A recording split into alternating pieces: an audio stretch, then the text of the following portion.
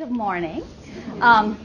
We were having discussions up here already this morning about getting through these chapters. Yeah, very technical. I have to be honest, over the summer I was it was my intent to read the whole book because I knew that I was going to do this. Yeah, I am a total procrastinator, in full disclosure. And so I had gotten through, I think I was through chapter 7, and partway into 8, and I just kind of left it all to read till this week, and yeah.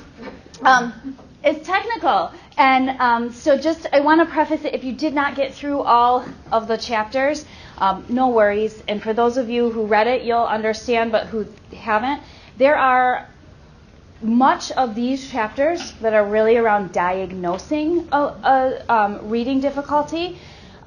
It's around the different assessments that are out there, and it's really geared toward school psychologists or somebody who would be actually doing a diagnostic assessment. So if you haven't read it yet, feel free to really skim over those parts that are around specific assessments. But he does do a good job of talking about what it looks like in kids and what some of the things that we might see might be when we're looking at when we're testing for phonemic awareness or for phonics or word identification, fluency, and comprehension. So just if you haven't had a chance to get through it all yet, just a word of advice. There's a lot of acronyms in there. I forgot what they meant by, after the first time it was in there. There's and all of them seem to start with T. Yeah. And then they've got 2s and 3s after them, and I don't know. So anyway, word of advice for this group, it really makes sense to focus on more the pieces around why and how and what it looks like, how it manifests in kids versus the actual assessment piece. So as we go through today, that's kind of how you guys can gear the discussion as well. So again, our purpose is to understand the scientific research on reading and then its impact on instruction for students. So this group is not so worried about how to diagnose it, but what the instruction then looks like. So for our inclusion activity today, I decided to do something, has anybody seen this activity before called Banned Words? It sounded kind of fun, so I thought I'd give it a try. It's December, and we're all kind of dragging and just trying to get through next week, right? So in your table groups, how this one works is you talk as a group about what might be some banned words for the session today. So we think about things that just get overused in our learning communities or in education in our buildings. And so we're going to think of some words that might be banned from the discussion today. Then we will come back together, and each table group will share one word that they want banned from the discussion today. It can be something that's applicable to education. It can just be a word that you really hate to hear. Whatever you want it to be. And then we will chart those up on the paper up here, and then as we go through the day, whenever we're sharing out or having discussion, if somebody uses one of those banned words, we all have to agree to collectively groan. And we'll practice that in a minute. But let's take 5 minutes at our table groups to figure out what might we lift up to the group as our banned words for today.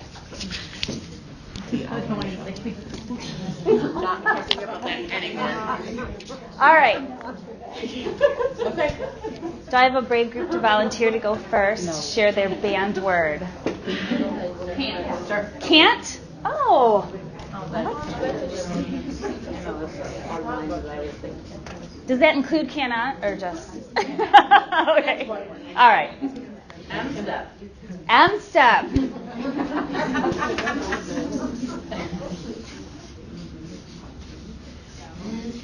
Actually, we wanted to ban all acronyms.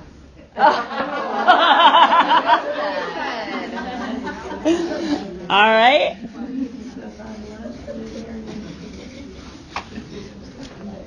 What else? Elf on the Shelf.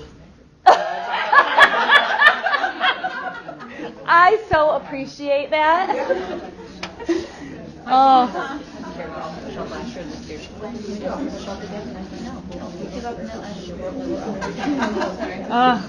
All right. What groups haven't shared yet? Do you guys have one back there? Kiddos. I don't like that word either. Kiddos. All right. Did you guys come up with one? I mean, the only thing keeps popping in is moist. But Moist. We can go with moist. All right. Okay, so these are our banned words for today. And so anytime we hear somebody use one of these words, we are going to collectively groan. So we do have to practice the collective groaning. So I don't want to do it, but it's part of the protocol, right? And we're rule followers. So I could introduce myself and we could all groan with that because I'm Kirsten Rice and I'm the MTSS coordinator here. All right. So it's going to take some prompting to remember that that's there and that we have to remember it. But it'll be kind of a fun way to get through all of the acronyms that we read about today. So our outcomes are the same as they have been for all the previous sessions. Today we are focused more on the second bullet point there around the research to understand how to assess students with reading difficulties. So that's kind of where our focus is for today. Our agenda is very similar to last time as well. But we will start out with some sharing out based on kind of what has happened in our professional lives since last time. So some reporting of results, and then we'll do some of that small group table discussions. You'll have a chance to rotate throughout the room. So did everybody get this? This is going to be used for the rotating. Did everybody get one of these colored shapes? Okay. I grouped the chapters too so that we're not spending 20 minutes on chapter 5, because like I said, they were dense and a lot of kind of stuff that's not super applicable to this group. So I did group chapter 6 and 7 and 8 and 9 together. And then we'll do our large group discussion and then have our individual reflection at the end. For anybody who is not able to log in, our Google Classroom is here, the code there, but I think pretty much everybody has access to that at this point. And if you need help with that, you can let me know. So we're going to start in the table groups that you are currently at. And what I would like you to do is each person share out a result of the learning that you've applied since the last time we were here. So you can use that what, so what, now what that we finished up last session with, because it was kind of like, what did we learn, so what does that mean, and now what are we going to do about it? So if you had a chance to implement any of that, even if it was just having discussions back at the building with other people around some of the things that we talked, that's absolutely fine. And then we'll spend probably about 10-15 minutes here, and then at the end we'll have one person from the group, so you're going to identify somebody to share out kind of a summary of what was discussed or a high point from the discussion for the group. So we'll spend about 15 minutes here, and then we'll move on to our new learning for the day. Let's practice things. All right, I'm going to pull you guys back together.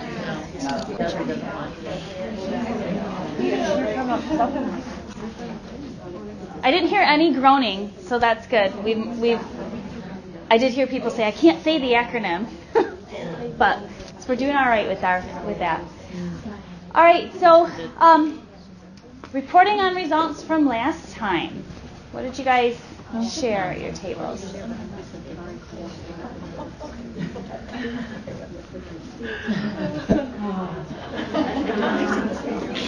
What was the discussion at the tables around? Well, you're right. What did we share out? We discussed the phonological awareness screening test. One of those things I cannot say. That's right. I said, okay. Yes. So we were just discussing that it's a pretty easy test to give, but having given it to my two lowest reading groups, now I need to figure out what do I do with this information. So I haven't had time to look that far ahead. Cool. But it was really simple and it was leveled, so you can actually see if your child is falling down at this level. Yeah. You know, it tells you what it is that is. Yeah. So starting to use the screening tool that was in there around phonemic awareness to identify where our kids are at. And now the next step would be what's next. Yes, we also talked about phonemic awareness and just the fact of how important it is, and that oftentimes, we think about it more as a kindergarten, first grade kind of thing, but we really have second, third, fourth, fifth that need to be doing it too, and really trying to shift the thinking into realizing that it is something that continues to grow with the kids, and it's so important, and they still need it, and the older grades too. So for those of you who have used it, did you use it with older kids? Did you use it with fourth or fifth graders? Fifth graders, okay. Yeah. It's interesting to see, even some of the stronger readers will struggle, and you wonder how that's going to impact, with some of the more advanced skills, and you wonder if that eventually will impact their ability to read. Yeah. All right. Cool.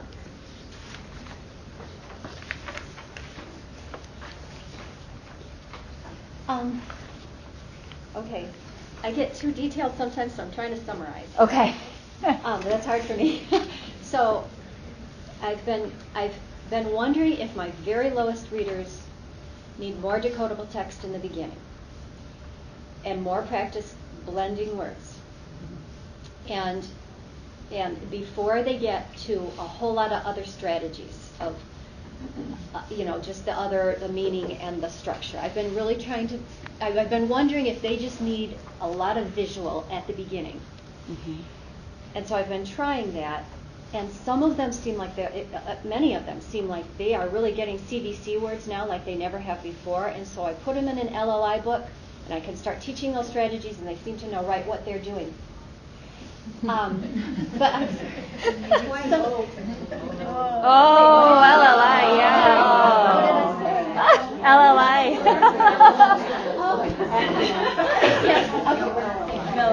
Okay, so let's literacy intervention. Thank you. Okay. So I am wondering if for I have a couple kids that are they're lost in leveled literacy intervention books, and I'm wondering if it's okay if I just keep them for a little while longer in the decodable text and the CVC word with a real big emphasis on CVC.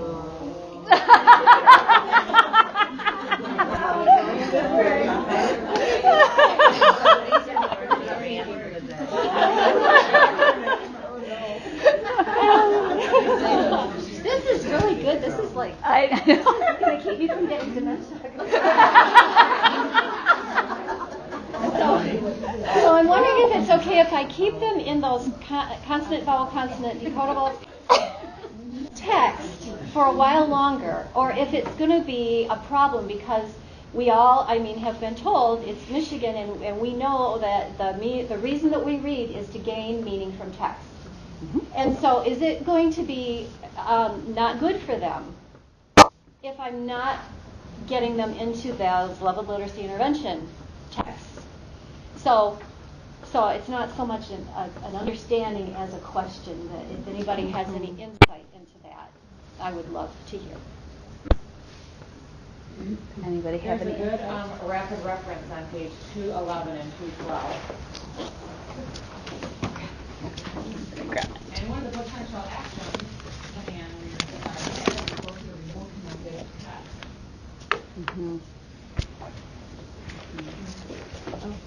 Oh, wow.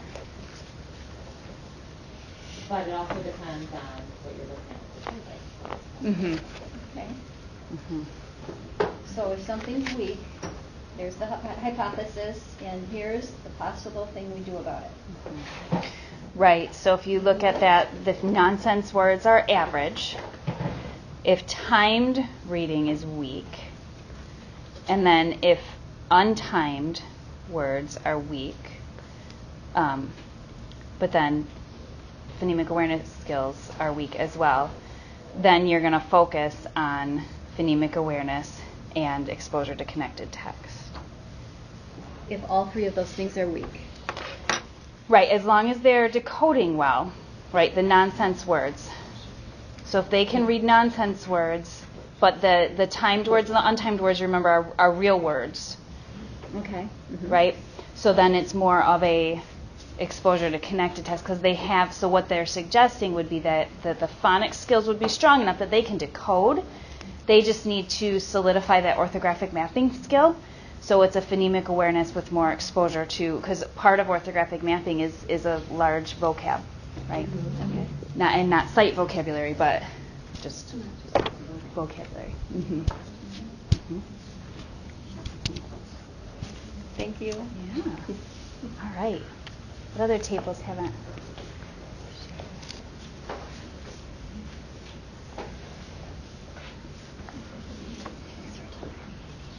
Do you guys have anything up here? I mean, I'm personally, like, I'm trying to play catch up with the book, but I made a connection to one of my readers the other day. She's always trying to guess, and like she gets to a word and then she'll try to guess what it is based on the meaning, but then I thought it was interesting when they were talking about the semantics, visual, syntax type stuff, saying that's the strategy used by weak readers, and she's a weak reader. So I guess I was just reflecting on, that was always when I was, going through college and stuff like that, that was a big push. But, right, that's what teachers are taught. right, and I haven't gotten to the other chapters, but I'm waiting for the answer. We're not doing this or that or the other thing, like what's our go-to. Well, that rapid reference. I got a little clue. Yeah. Yeah. That I did when I read that too. I was like, this is great, and there were a couple of them that were like that were really helpful.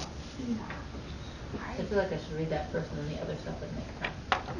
Sometimes you read it and it pulls it all together for you. I know. I experienced that several times in this book where, like, I read it and then I see this rapid reference. I'm like, oh, I should probably go back now and reread that. Yeah. All right. Anything else before we dig into chapter 5? Okay. So we're going to start with chapter 5, and I will have you stay in these groups again, and then we'll rotate the next couple of times here. So just like we did last time, we're going to focus on the study questions, but whatever else you found helpful in that, the reading of those chapters, feel free to bring up as well. So the guiding questions for chapter 5 were what might be the cause of a specific reading comprehension impairment, and how is the rapid reference on page 145 helpful in sorting out students exhibiting a comprehension problem. So what we want you to do is just kind of everybody gets a chance to share out, and then start discussing some ties to personal or professional implications. And we'll spend about 20 minutes here before we move on to chapter 6 and 7. All right, I'm going to pull you. All right, so we're going to move into chapter 6 and 7. So I did put and this is where it gets really into all those acronyms and tests. But so chapter 6 around phonological awareness, which was, I feel like, the heftiest of them all. And then chapter 7 around assessing phonics skills. So the little sheet that I gave you with a colored shape on it, you're going to join a group with your color first. So we're going to go in the colors of the rainbow. So we'll have red up here, orange, yellow, green, blue, and purple. Okay? So red, orange, yellow, green, blue, purple. Okay? So go ahead and get with your groups, and we will spend another 20 minutes on chapter 6 and 7. All right, I'm going to pull you guys back together. We always run out of time on these days. If I can have your attention up here. I'm going to have you move to your shape this time. So everybody take a look at or if you don't have to look at it, but if you remember what your shape was, I'm going to have everybody know what their shape is? All right. Everybody listening? Triangles up here. circles here. I don't remember what all the shapes are, so I have to go through. Hearts in the back there. Pentagons. Stars. And suns. Okay.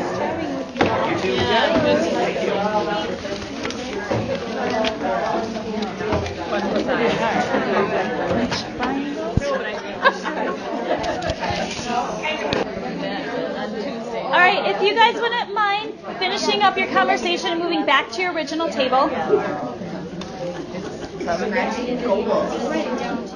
All right. So we have about 4 minutes left. So just to summarize for the day, we didn't really get to this idea of whole group kind of reflection on teaching and learning.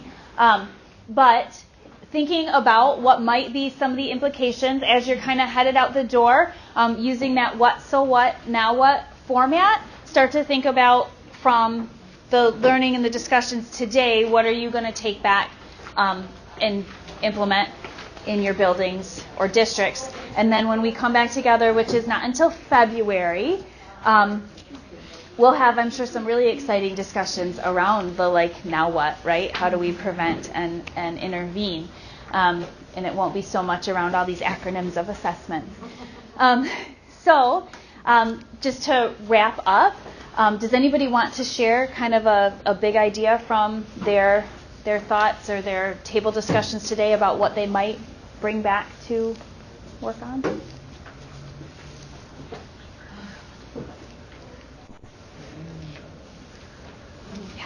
The phonological component is extremely important, especially even in the upper grades where kids struggle. Yeah, the phonological component is important because it really does affect that orthographic mapping. Jana, would you mind holding up your book? So if you weren't in a group yet that has talked about that, so that is his book, Equipped for Reading Success, which actually has intervention lists. It has all of the assessments and then intervention lists as well. If you just put this in your Google search. Yeah, it'll pull. It comes up. You actually start to type it, it pops up after you put the clip. Yeah. It's very popular, I guess. It is very popular right now. Yeah, it's sold out on Amazon, but if you go to his website or the publisher's website, you can get it. So, What was that? What was the publisher?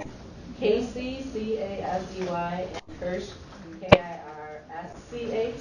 Okay. Casey and Kirsch. Yep. There was somebody that you said this, so I take the words out of your mouth, but she made the comment that for so long we say K2, oh, they learn to read, and then 3 to 3-5 we read to learn. We really never stop learning to read. Right. I think that's that's one of the things I took out of everything that anybody said. That really is so true. You always are learning to read.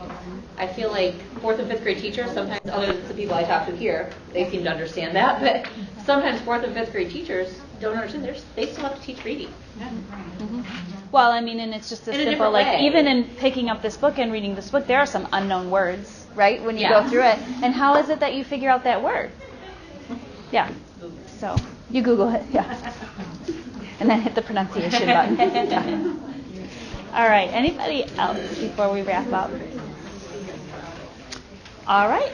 Well, your hot or not article topics are up there. You should have the rooms for those on your schedule. And I will see you guys in February. Thanks. Have a great holiday.